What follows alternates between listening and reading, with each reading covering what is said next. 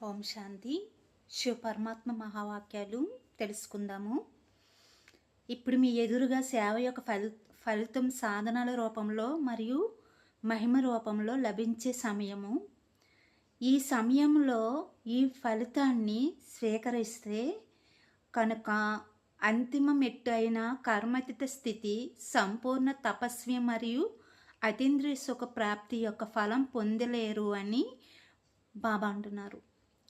జీవితం మరియు పురుషార్థము ఏ వ్యక్తి వస్తు వైభవాల ఆధారంగా ఉండకూడదు అని అంటున్నారనమాట.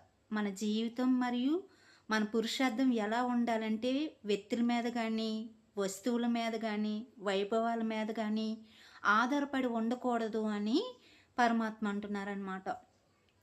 పురుషార్థాన్ని అని భావిస్తే ఒక్కొక్కసారి సోమరుగా అయిపోతారు. నేను పురుషార్థిని, ఇంకేం చేయవలసిన అవసరం లేదు